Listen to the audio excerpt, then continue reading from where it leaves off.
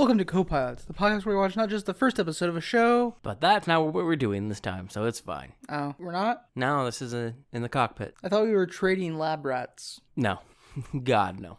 Well, I wish you'd told me that before I watched Disney's Lab Rats. Sucks to be you. Whoa, wait, no, it doesn't. I still also had to watch that. So, we're in the cockpit again this week then? Yes, we are. Ah, shit. Do you have any topics? I mean, I went to a concert, but you also went to that concert. I did also go to that concert. First live music event in 32 months. Yeah, basically 3 years. Oh, pandemics, how they affect the world. Yeah.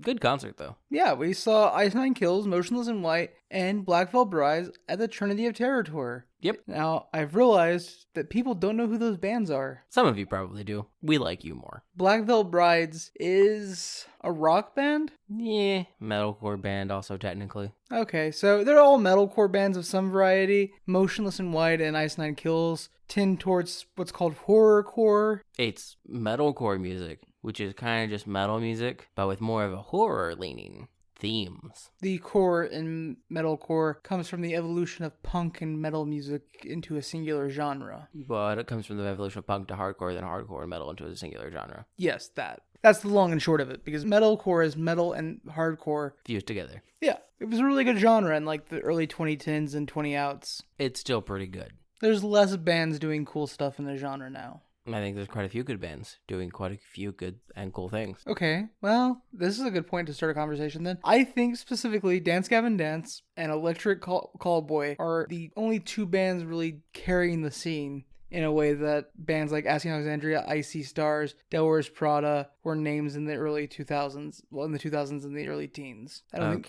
So if there's a lot of bands out there doing this, who else is carrying the scene then? Because I only know Electric Callboy and Dance Gavin Dance is like the two biggest names still doing Okay, I didn't metalcore. say anything about carrying the scene because I don't pay attention enough to what is super popular, what tours are going on at the moment or whatnot. So I don't know which ones are pushing the scene forward at the moment. I just know there are good bands in that space that I enjoy. Well, that's what I'm That are asking. still Like, making new things. See, there's Convey. I like Fire from the Gods. They're also in there. Fire from the Gods is okay. I enjoy them. VR Union, though, they're kind of a bit more rock, but they're technically falling in the metalcore subgenre there as well. There's quite a few. Like, I've run through my Discover Weekly and stuff on music, and I keep up to date with metalcore music that's going out. And then Ginger's heavier, but Ginger's fucking fantastic. I mean, you're making a fair, like, obviously there's a bunch of good bands still out there. Yeah. Like you said, VR Union's more rock, and like I was looking specifically for like bands that are actively releasing new metalcore music, like helping to just move. But like the thing is, the bands that you listed, some of them haven't had a new album in like 4 or 5 years, and like I get it, there was a pandemic, but there really hasn't been a wave of like metalcore like the late teens in almost a decade. Probably, but like but I mean also like metalcore was always very diverse, and then it hit a moment where they all tried to hit one point of singularity, probably in like the 2015s. Oh, you mean when Of Mice and Men and Asking Alexandria and We Came as Romans, then Icy Stars, and all of them hit like sounded the exact same for like a hot second. And that's what everyone that I talk to for the most part when they think about metalcore, that's what they try to categorize it all as, and that was never really metalcore to me because it was just a brief instance where they all kind of lined up. Where it all homogenized. Yeah. When like Chunk No Captain Chunk was famous because they sounded like A Day to Remember. Yes, but the thing is though, like, because metalcore is metal and hardcore, there's so many different genres of metal music that can then just go into being metalcore. I mean, obviously, yeah, like that's part of what coming from alternative music scenes means. And for my money, the height of metalcore was like right before the like alignment, the homogenization, like 2011-ish. Okay. Like that would be the height of metalcore for me personally. Yeah. I think that was like A Skylight Drives Identity on Fire and The Word Alive's Deceiver. Yeah. Yeah, Deceiver was pretty great, but I mean, Prada should have been on Zombie, I think 2011. Somewhere around there, yeah. Yeah, I think that was just a very like diverse moment in metalcore music with a lot of like different things going in different directions while also maintaining a solid sound and pushing forward as a scene. Yeah, my point is, I don't think that the scene has stopped or even really slowed down all that much. I think it's the fact that the scene's not as popular as it was because it got very popular in the 2010s for quite a while. That's a fair point, yeah. So I would argue that the scene's just not as popular. It's died back out. So even though there might be just as many bands, yeah, there's none making waves like they were because there's just not as much water to be pushed around. Yes, that's my point. Like, I don't understand the whole, like, the scene is dying thing. Like, I never said it was dying. no, I don't think I it's know. dying. I was talking about in general. I wasn't talking about Okay. you. What it feels like to me is, well, you started, not you, but like in general, you were listening to it when it was really popular, so it was easier to find things. Mm-hmm. And then when you weren't stumbling across things, even on the radio or satellite radio, you're like, oh, I guess it's just dead. No, it's just not as popular again. So you actually have to kind of look for it. Like, I haven't checked my YouTube music shit in a while. I basically just have a profile on YouTube to follow record labels. But, like, I do that, which is why I don't really... It's why I've never, like, fallen into that. Oh, it's starting off and like, oh, no, there's, like, all these new artists that are on this label that I haven't really listened to, but they're there. Or I have listened to them, like, they're good and they fit the style, or they fit the style and I just don't like them, but they're there still. Yeah, so I think my concern with the metalcore scene is partially a concern with its health. Mm-hmm. I don't think it's dying, but I do think there's a concern to be had with its health. And it's not that there's not a lot of bands still making metal music, post-hardcore music, Yeah. whatever the subgenre you want to discuss is. I think the more worrying thing is there seems to be more bands who release one album, maybe an EP, and then just fade away forever. And I know that's like I know it's again part of the issue is like there's not enough fan base to support all those. Yeah. But at the same time, it means like you don't have the type of discographies developing where you can watch artists grow and like become better musicians. Nothing against bands out there that are one albums and drops. Like, I think it's also entirely possible though that you're just kind of in a hole where you're finding bands that just don't last long. Because there are still bands that have multiple albums. They've had multiple albums before they've gotten signed to like Fearless or Equal Vision or Samaria or Hopeless and all this that are still out there. And like they have a history and they might have been signed like a year ago and they'll have like 5 albums already. It's just kind of what you're finding. That's fair. I think on a general scale, music has reached a point of diversity where if you like music, there's a good chance if you bump into somebody on the street and they like music, the two of you may have like no overlapping like knowledge in music whatsoever. Yeah, I completely agree with that. Except like what shows up on TV or something that you might have just... And I think that's a cool thing because it means each individual person can customize the way they experience music, but it's also a little sad. Yeah. Like, shared experience is part of what makes music, movies, art in general. It's part of what... It's literally just part of a ballooning population size that causes issues. It's a fair point. So, as your population size balloons, every field becomes oversaturated, or in some cases, falsely desaturated. Blah, blah, blah, blah. It happens. So yeah, we went to see Ice Nine Kills and Motionless in White and Good concert. Blackfield Brides. It was a good concert. We went with our friend Hunter, who you will all know as a previous guest on the show. And multiple time guest, yeah. And a host for Yeah. one episode almost exactly a year ago. Yeah, crazy, right? Crazy.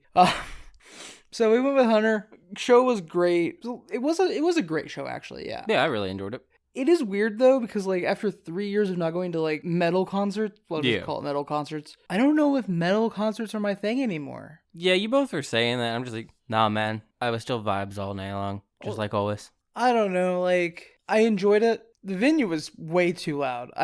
No, the venue was not properly made for music. Like, there was nothing to break up sound besides just the construction of the building, which... I've been to one venue that has sound that bad. It was, in the past. Yeah. And that was literally a former aircraft hangar. Yeah, and honestly, the sound there was better because at least it had the... Well, that's also... The sound there was better also because, like, they would open up the bay doors. Yes. So, like, you didn't have all the sound reverberating back off the on giant you. metal shutters. Yeah. Whereas this was just a cement and steel room. Mm-hmm. With your bracings and stuff up top, but nothing to break up the sound or absorb any of the excess. Literally, I just stood next to the, what's it called? Sound and Lights pit area. I know the name, I'm blanking out at the moment. I just stood next to there because more often than not, those guys are set up where the sound is generally the best, that way they can balance things correctly. So I just stood next to them, so I had a good sound balance.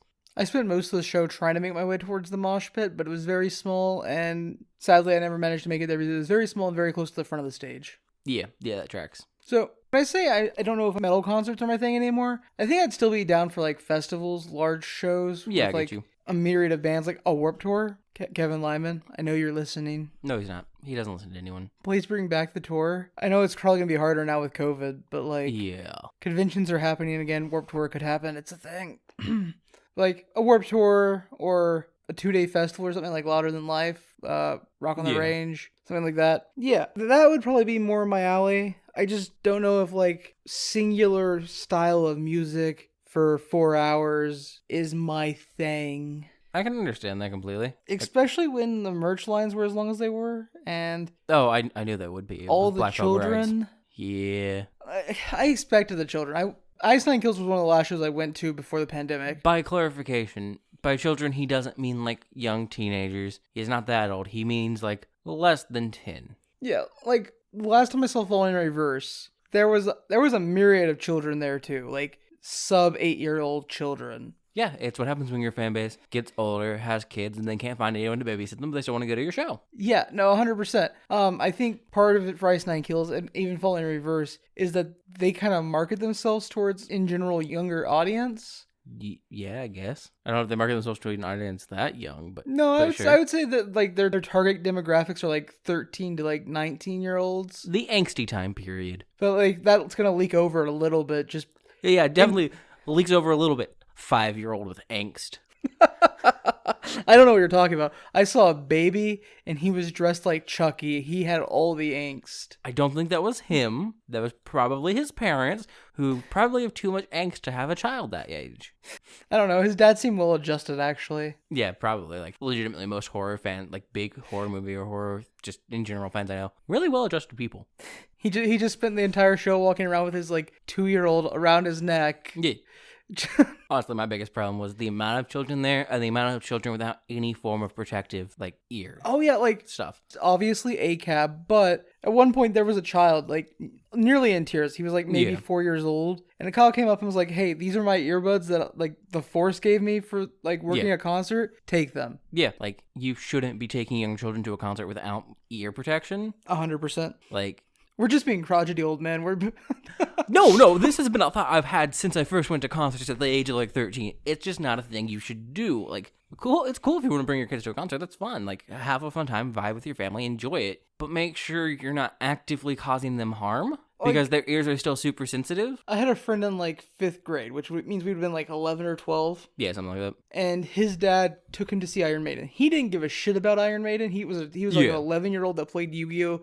And like tried to use Kamehameha waves because he was my friend. But like he didn't give a shit about Iron Maiden when he was 11. But by like the time he was 17, 18, he's like, dude, I can't believe I fucking got to see Iron Maiden. Like, yeah. And I think that's a cool thing to do. Like, I don't know if there's any Iron Maidens in metalcore right now. Not really, no. Like, probably not.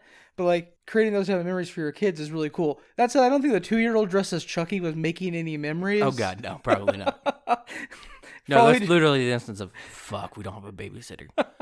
Dress him up like Chucky, no one will say anything. He's a prop now. I'm gonna just continue being a crotchety old man for a minute. You know what else I hated about the concert? And I mean, like, legitimately hated. Sure. Every single motherfucker who couldn't, like, enjoy the concert except with a phone screen in front of their face. See, you call that crotchety. Again, this is a thing I've been preaching since I was like 13, and you know I have. Like, I think... I've never been one for phones at concerts. It just annoys me. Taking a picture, sure. Again, I'm not a huge fan of that either. I can understand it, but not a huge fan. For me, it's very much like going to a movie theater and having your phone out the entire fucking movie. Why? Why do it? It's so fucking dumb. Recording an entire song? That's really fucked, dude. What are you doing? FaceTiming your wife and child so they can sing along? There was a guy in front of me who, for the entirety of a band's set and into the next band, was just FaceTiming his wife and or girlfriend and his children. Like, that... I will say the man was definitely very drunk. Like, quite drunk. But also, come on, man. Also, your poor data plan. It was so hard to get data signal in that venue, too. So it had Wi-Fi, but my phone couldn't connect to it. Yeah. Oh. Maybe he got his phone to connect to Wi-Fi, I don't know. Oh, Jesus. Yeah, like, I think the main issue I have with phones is I'm short, and when people hold phones above their heads, that's even more stage I can't see. Okay, there has been one concert where I had a phone out for like an entire band set. I had my glasses broken that night. Oh yeah, okay. By a really shitty Smash dancer in the middle of a mosh pit. He broke my glasses and I couldn't see at all. So I wasn't even holding my phone up. I was holding my phone like right in front of my face because the camera clarity was better than my eye clarity. So I was just using my phone as effectively glasses so I could see. Yeah, I remember that show. That was fucking ridiculous. Yeah, for a moment I thought I had glasses in my eyes because one of my glasses lens shattered. I didn't, luckily, but it wasn't fun. I think the longest I've ever held my phone facing a stage was when I saw Coheed and Cambria live, and I recorded about 40 seconds of... Oh, I don't remember which song it is. Was it the guitar part for Keeping Secrets? No, it was. Sag. That's when you should have done it. It That was. guitar It part's was one of the great. singles from Vaxxus. Oh, it was on Heavenly Creatures. It was like the first Okay. 45 seconds to Heavenly Creatures. Also reasonable, I guess. Yeah, I only did that because I Snapchatted my friends and was like, guys, Coheed and fucking Cambria, like, look at them. And you know what? Everybody needs to see Coheed and Cambria live. I don't even care if you like Coheed and Cambria. They're fan-fucking-tastic. Go find one of their records, listen to it all the way through, and then go watch them live. Oh, on a note from earlier, like, if you're looking for new bands, like, that are still up and coming, like, To Bloom is a good band, and they give me kind of Coheed vibes. I've never heard of To Bloom. Yeah, they're newer. They're metalcore. Cool. And they exist. Coheed and Cambria are so good live that when you finish listening to them live, their albums sound flat. Yeah, And their albums aren't flat. Like, they're dynamic and wonderfully soundscaped and perfect. Coheed might be his favorite band. Not my... Oh, I don't even know who my favorite band is. I know who my favorite musician is. Suppose. Yeah. So we've been talking about music for a very long time. About 20 minutes, yeah. Anything else you have to talk about? So, when I was a child, My father took me into the city to see the marching band. He said, Sunwin, you grow up. No. When I was a child, I got into all the card games. Marvel Recharge, Yu Yu Hakusho Dark Tournament, that game that I still don't know the name of. I think it's called Genio, The More You Know. Yeah, Dragon Ball, Yu-Gi-Oh, obviously. Well, actually, Dragon Ball Z. They didn't have Dragon Ball cards. Duel Masters for a hot second. Yeah. My Pokemon. Mm-hmm. My point being, I played all the card games and eventually would migrate to Magic, the best of the Chaotic. card games. God, I love Chaotic. Battle Spirits. Digimon died. That card game died. Yeah. But it's back. There's a new version of it. It plays better. It plays smoother. It's a much better game all around. And I'm in love with it. The Digimon card game just looked at you, dead in your eyes, and said, "It's fine if I die, 'cause you were my friend." That's a quote from the Digimon anime, from when Patamon is not dying, but reverting back to the pre-rookie. It's weird. Just watch Digimon, watch Digimon Adventure Pre-baby. Try, just watch Digimon stuff. Digimon's good. Digimon's great. Yeah. Digimon's better than the Pokemon anime. Fight me. The original anime is kind of very stiff.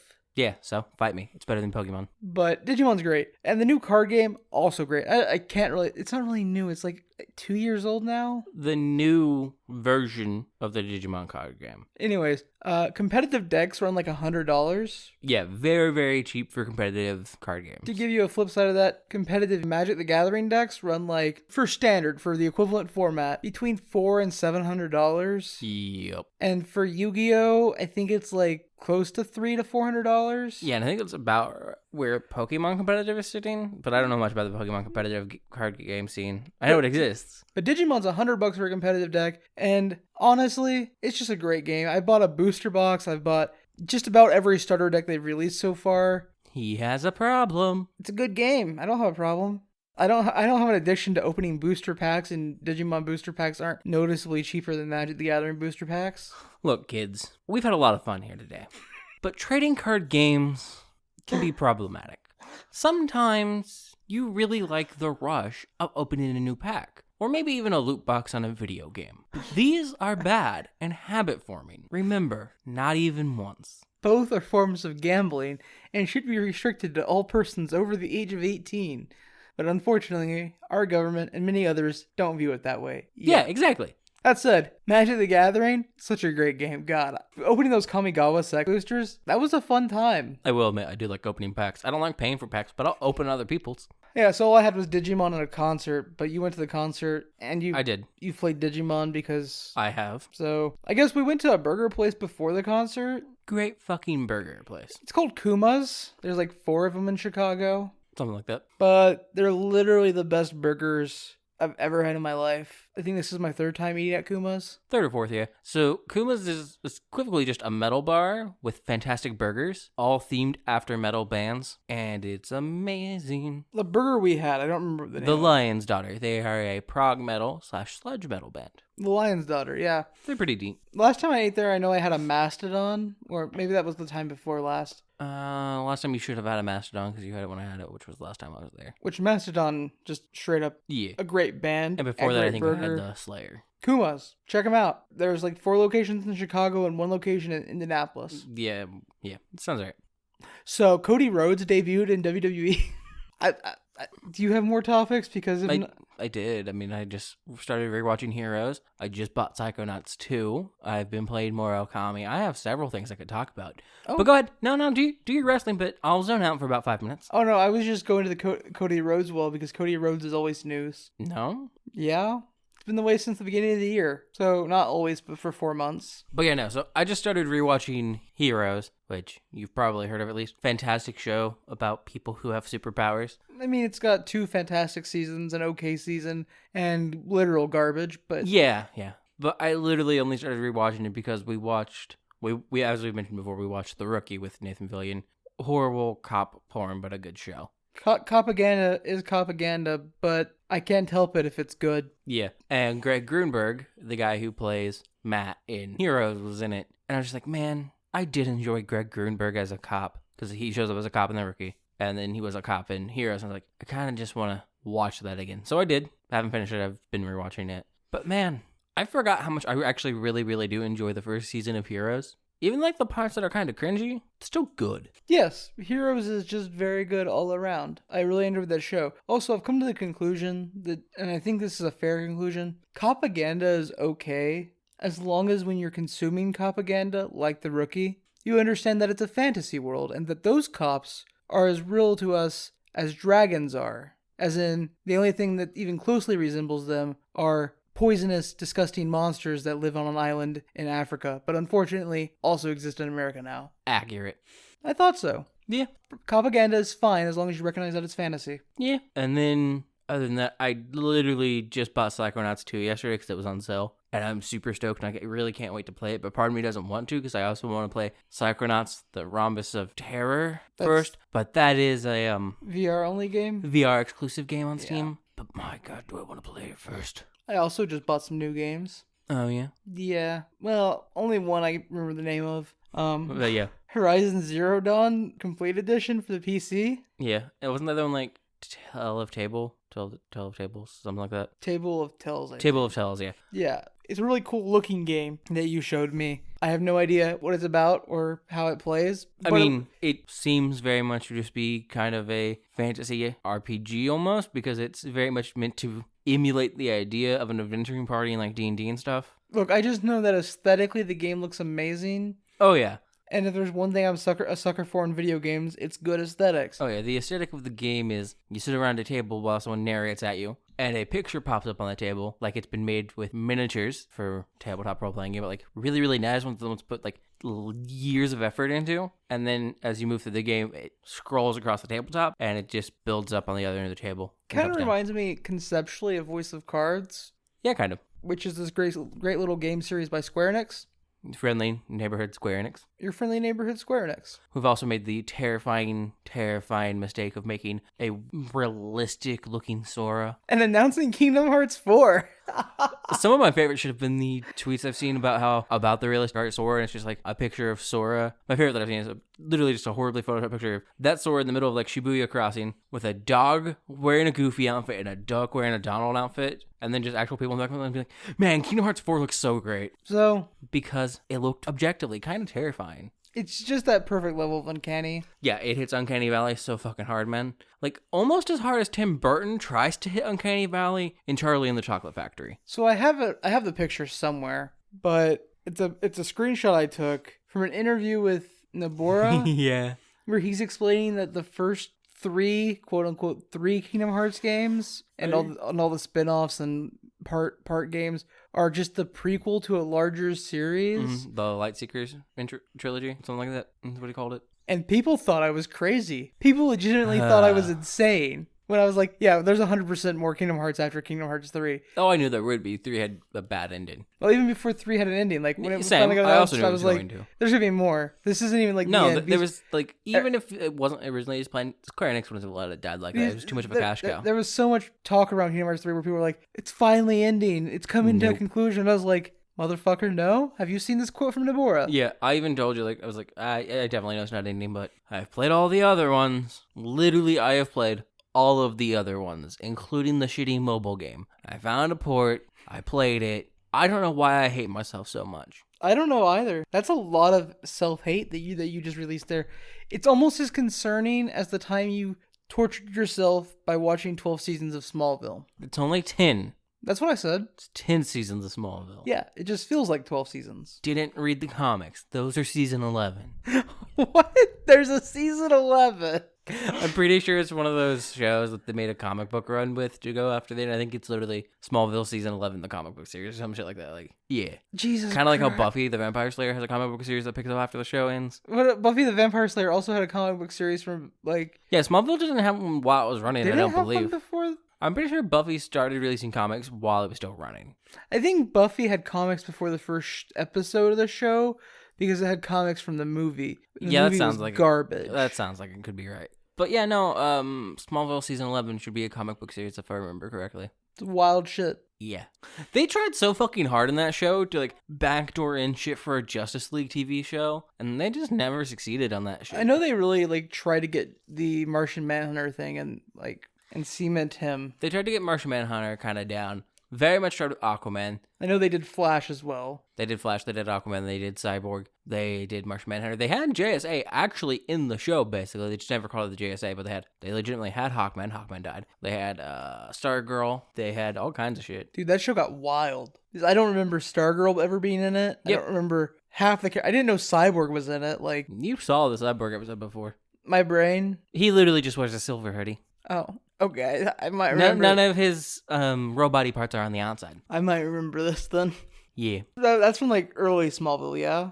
I want to say like season 4 or some shit. Where like they Maybe didn't season have a 5. budget. They just had people Yeah. and outfits. Yeah. Smallville's They wild. did have Doomsday, and their Doomsday was bad, but I did like the actor. Smallville's wild because they were like, what if we do a superhero property, took all the super part of away from the superhero property, and made it a high school drama? Look, I just love the fact that Smallville was quickly just like, yeah, no, mix kryptonite with anything and expose a person to it, and then get a superpower based on it, but it'll turn them evil.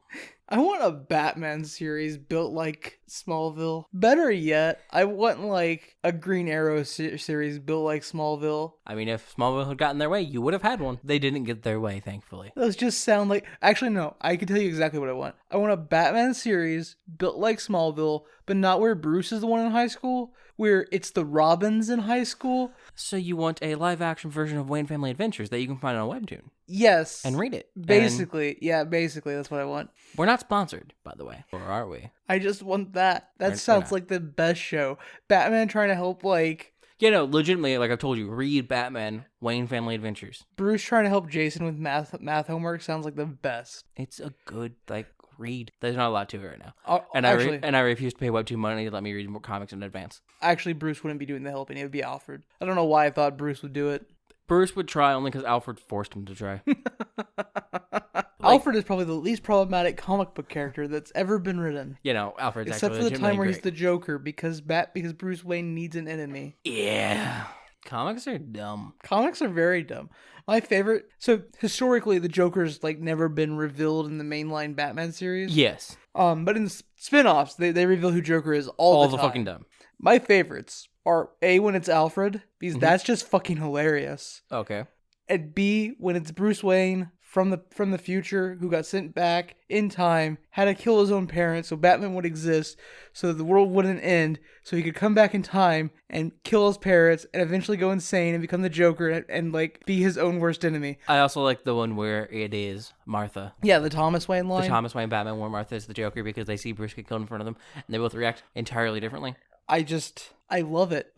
Comics are stupid in the best way. And the worst ways. And the worst ways. And the worst ways. You know what's worse than comic books, though? Life. And by worse than comic books, I mean worse than them at their very, very, peak worst. Life. This podcast. 2 for 2. I was specifically thinking, comic book fans. Yeah. I like a good number of things that have toxic communities. Yay! Various anime. Anime. Kind of just anime in general. Metal music. God. Comics. Comics might be one of the worst. Yeah, except for very specific subgroups of anime fans. And very specific subgroups of metal fans. Like the ones that have American Eagles tattooed on the back of their head. And the Eagles are holding... Iron Crosses? Yeah. Yeah, those type of metal Yeah. fans. Also, they're not American Eagles, but they are Eagles. Yeah, Eagles. Those type of metal fans. I love them. Yeah, but you also have some of those metal fans in certain anime subgenre groups. I think you're talking about Attack on Titan. I am! And a few other shows. Apparently, that's really popular with K-On! Fans. Is it? From what I've heard. K-On! Is popular among... That's what I've heard, yeah. I don't get it. I don't know why, but apparently, supposedly, it is. I get Attack on Titan. Even the You don't get random girls hanging out after school performing in a band? Like, I get Attack on Titan being a pinnacle for them, but, like, K-On! Yeah, apparently there's a large subsect of that fan group. Is that why I've never been able to finish K-On! I'm just not neo-Nazi enough? I'm gonna go with no, because I did finish it, and I enjoyed it, and I'm very much not. Oh, Jesus. Specifically was trying to get back to Superboy... Prime? Superman being gay, Okay. bisexual, and the fans Yeah. blowing up. But now you got me on Jonathan Kent. You're talking Jonathan Kent. Yeah, Yeah, boy. Like, not even just comic book fans, but people being upset because Superman's gay. But, like, you got me in an entirely different fucking wormhole right now. K-On! Fans are neo... Yeah, apparently that's the thing.